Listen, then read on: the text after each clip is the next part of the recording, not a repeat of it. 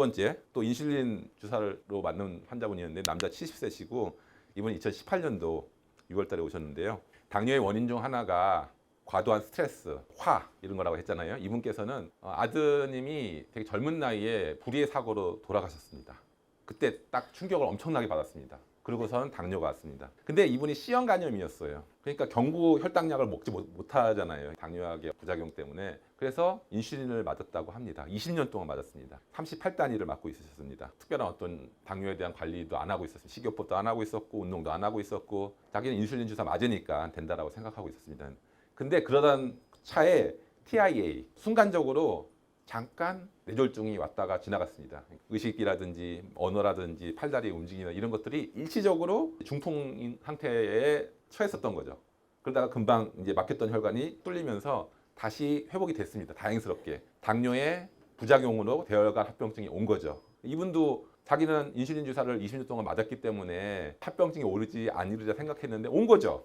결국 온 겁니다. 그러니까 저희가 당뇨약을 먹건 인슐린 주사를 맞건 간에 착각하시면 안 되는 게 이걸로 당뇨가 치료되거나 합병증을 막을 수 있다거나 그렇지 않습니다. 절대로 그렇게 아니고요. 단지 수치만 조절하는 것입니다. 그리고 합병증이 오는 걸 늦추는 것밖에 안 되는 것입니다. 그렇기 때문에 절대 약에 의존하시면 안 됩니다. 이분께서 하나밖에 없는 아들은 죽고 또 하나밖에 없는 딸이 있는데 이 딸에게 이제 큰 부담을 지으면 안 되잖아요. 중풍 환자들 제가 이 병원에서 관리하면서 느낀 게 굉장히 가족들이 힘듭니다. 재산과 시간과 이런 것도 굉장히 많이 쓰기 때문에 자기 딸을 하나밖에 없는 딸을 고생시키면 안 되겠다 이런 결심을 하게 됐습니다. 그래서 저한테 오셨을 때 이제까지는 정말 다르게 생활을 하고 싶다라고 얘기를 하셔가지고 제가 현미채식 그리고 이분이 C형 간염이 있었기 때문에 한약을 못 먹겠다 자기는 이렇게 하셨습니다. 그래서 한약을 안 썼습니다.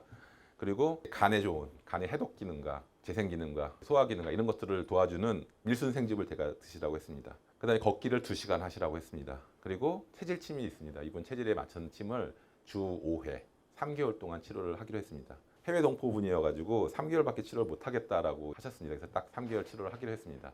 여기서 또 한 가지 제가 첨부해서 말씀드릴 거는 간이 안 좋은 경우에 간암이라든지 간염이라든지 간경화라든지 이런 경우에 녹즙을 쓰면 안 된다라고 생각하시는 분들이 있는데 오해입니다. 절대적으로 오해고요. 특히 이제 밀순생즙 같은 경우는 이런 간 질환에 굉장한 효과가 있는 걸로 과거 현대적으로 다 입증이 되어 있습니다. 이분 같은 경우 치료 3개월 시한을 잡고 했기 때문에 인슐린을 38단위에서 4단위까지 줄였습니다. 조금만 더 시간이 있었으면 완전히 끊게 할 수 있었을 텐데 3개월 후에 출국하셔야 돼가지고 그랬을 때 공복혈당이라든지 식후혈당이 정상적으로 나왔고요. 원래 살던 나라에서 의사한테 보이니까 당할수 6.0이 나와서 굉장히 놀랐다고 합니다. 그 다음에 이제 당뇨 하나만 있는 게 아니라 고지혈증을 동반한 경우에 환자 치료례를 말씀드리겠습니다. 남자 50세시고요. 2019년 1월 6일 날 내원했는데 2017년도부터 혈당 상승이 있었습니다. 이게 사실은 저희가 당뇨가 딱 진단을 받지만은 원래는 한 5년에서 10년 전부터 이렇게 진행된 것입니다. 서서히 진행되고 와 있다가 혈당 수치가 안 좋아진 거지 사실은 계속 어떤 징조들 이런 것들이 있는 것입니다. 이분도 마찬가지였고요. 그래서 위험성을 모르고 있었고 그러다가 이제 당화혈소가 11.3이 나왔습니다. 그리고 콜레스테롤, 고지혈증도 같이 동반하고 있습니다. 콜레스테롤 260이 중성지방 336, HDL은 좋은 콜레스테롤인데 낮잖아요. LDL은 높고, 크레아틴 수치는 1.3, 신장도 기능도 조금씩 나빠지고 있었고, 이분 식습관이 삼겹살과 튀김과 스트레스가 굉장히 많고 업무가 늦어지고 그래서 늦게 저녁 식사를 하는 그런 잘못된 환자분이 있었습니다. 이분께 이제 현미 채식을 권했는데요. 저 같은 경우는 아까도 얘기했지만 현미밥을 하루에 한 공기만 먹게 합니다. 나눠서 한 공기만 먹으라고 하고 그다음에 밀순즙, 히포크라테스 스프, 한약, 간 청소 이거는 이제 일주일 간헐적 단식하는 과정이 있습니다. 그래서 일주일 프로그램 이걸 한 달에 한 번씩 하시자 하고 걷기 1시간 이렇게 하라고 했습니다. 그랬을 때 2월 2일 한 달하고 보름이 지났죠. 그때부터 이제 공복 혈당이 130, 식후 혈당이 120에서 140, 8kg가 빠졌습니다. 그러면서 피로가 감소했다고 했습니다. 매달 이렇게 되다가 치료 3개월 됐을 때 4월 27일 날 당화혈소가 6.2가 나왔습니다. 3개월 전에 11.3이었는데 6.2가 나왔으니까 5.1이 떨어진 거죠. 3개월 만에 이렇게 좋아집니다. 양약을 쓰지 않았던 분이거든요. 양약을 쓰지 않았던 분이 더 훨씬 빨리 좋아지는 걸 제가 경험을 합니다. 그래서 저 같은 경우는 치료할 때 될 수 있으면 양약을 끊고 치료를 하자라고 얘기를 합니다. 근데 이분께서 잘 치료가 되고 있던 중에 콜레스테롤도 다 정상으로 돌아왔죠. 3개월 만에. 당뇨 같은 경우는 치료 기간을 한 1년 잡아야 됩니다. 당화혈색소라든지 공복혈당이 떨어지는 거는 한 3개월, 4개월이면은 굉장히 많이 떨어지는데 식이요법을 제대로 안 하고 그러면은 또 금방금방 오르기 때문에 췌장이 완전히 재생되고 회복되려고 하는 데는 한 1년 정도 걸린다고 생각하시면 됩니다. 근데 이분께서 중간에 석회화 전염 때문에 스테로이드 주사를 맞았습니다. 그리고 근육이완제, 소염 진통제를 먹고서 공복 혈당이 갑자기 상승한 거예요. 140, 150으로. 그래서 이러한 것들이 당뇨를 악화시키는구나, 그런 것들을 보여주고 있고요. 그러고 나서 치료 3개월 지났을 때 8월 23일 날 당화혈수 5.9, 정상은 5.6까지인데 이분께서 5.9까지 나왔으니까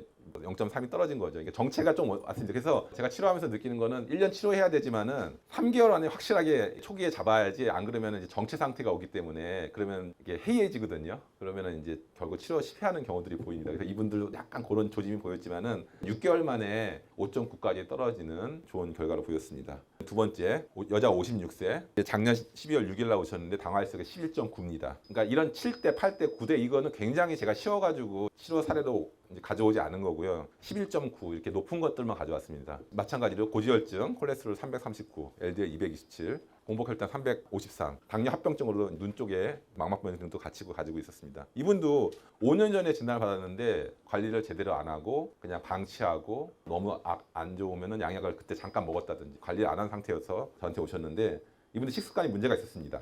밀가루, 빵, 떡, 고기, 과일 이걸 좋아하고 믹스커피 하루에 한 잔에서 4잔을 먹었다고. 그러니까 저한테 사실은 이렇게 말하시지만은 더 마셨는데 낮춰서 말하는 경우들이 많습니다. 그래서 분명히 저는 커피를 더 많이 마셨으리라고 생각합니다. 이분께서 이렇게 자연요법 한다는 거 알고 오셨는데요. 그래서 현미밥을 한 그릇, 하루에 한 그릇만 먹게 하고, 채식을 할 때도 이렇게 좀 위중한 경우는 체질에 맞는 채식을 하게 합니다. 어떤 분들은 뿌리 야채가 잘 맞는 분들이 있어요. 어떤 분들은 잎채소가 잘 맞는 분들이 있어요. 그걸 어떻게 알 수 있느냐? 한의원에 오셔서 체질 감별을 하는 방법이 제일 빠르고 좋은 방법인데, 내가 집에서도 할 수 있습니다. 뭐냐면은 시험적으로 예를 들어서 당근만 먹는 겁니다. 그리고서 식후 2시간에 혈당을 체크해보고, 또 시험적으로 상추만 먹는 것입니다. 그래서 같은 조건에서 단품만 먹었을 때 혈당을 올리게 되는 것이 나한테 안 맞는 것입니다. 저희 야채를 먹었는데요, 이상하게 혈당을 올리는 경우가 있습니다. 그러면 그 야채가 나한테 안 맞는 것입니다. 그런 식으로 한 며칠만 하시면 되거든요. 채식을 하시더라도, 그러니까 일반적으로 아주 큰 위중한 병이 아니라면은 그냥 일반적으로 채식하셔도 되는데, 당뇨 같은 경우는 이렇게 뿌리와 이파리로 나눠서 채식을 하는 게 더 효과적이라는 것을 제가 발견했습니다. 이분께서는 이제 뿌리가 잘 맞는 분이었습니다. 그런 경우는 제가 비트를 먹게 하거든요. 밀수는 이런 체질하고 상관없이 효과를 보이고 있다는 거 확인했기 때문에 그냥 모든 체질에 상관없이 밀수는 권하게 되고, 뿌리가 잘 맞는 분들은 비트를 권하게 됩니다. 또 잎사귀가 잘 맞는 분들은 뭐 미나리라든지 샐러리를 많이 권합니다. 그리고 이분은 이제 맨발 걷기를 하시겠습니다. 당뇨랑 고지혈증이 있기 때문에 이런 두 가지 대사증후군이 있다 그러면 저는 하루에 2시간 이상을 하시라고 얘기합니다. 3가지가 있다, 고혈압까지 가지고 있다 그러면 3시간 이상 하시라고 합니다. 물론 이제 처음부터 체력과 상관없이 막 하시면 안 되고 점점 올라가야죠. 그리고 처음 하시는 분들은 발에 통증 같은 걸 느낄 수 있기 때문에 황토끼라든지 모래사장이라든지 그런 데서 시작을 하시고 나중에 강도를 높여서 하라고 합니다. 그리고 이제 약침, 그 다음에 추나, 이분 이제 자세가 안 좋았습니다. 이 자세 신경을 많이 쓰셔야 됩니다. 당뇨 환자분들이 오래 앉아 있고 다리를 꼬고 앉는다든지 다리 길이도 다르고 골반도 좌우가 다르고 문제가 다 공통적으로 있습니다. 그래서 붕어 운동, 니치 운동 중에서 붕어 운동이 척추의 정렬을 바로잡는 운동입니다. 이런 것들을 하루에 10분 정도는 해주시라 얘기하고요. 그 다음에 히포크라테스, 관장, 풍욕, 냉온욕 이런 것들 다 자연요법을 같이 병행을 했습니다. 당뇨에 있어서 굉장히 효과 좋은 방법이 단식입니다.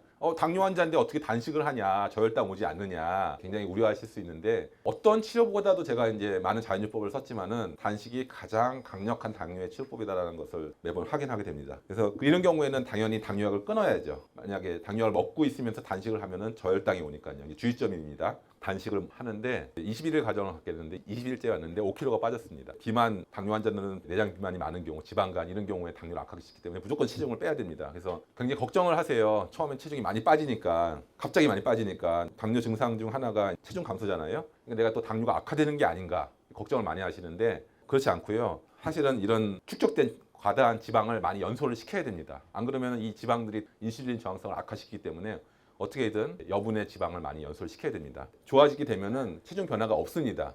적정 체중을 찾으면은 더 이상 체중 변화가 없는 지점까지 옵니다. 이분 같은 경우도 단식을 2번 했습니다. 근데 이제 첫 번째 단식 때 5kg가 빠졌고 공복 혈당이 100 미만으로 나왔고, 그 다음에 식후 혈당도 110에서 170로 많이 조절되는 걸 볼 수 있습니다.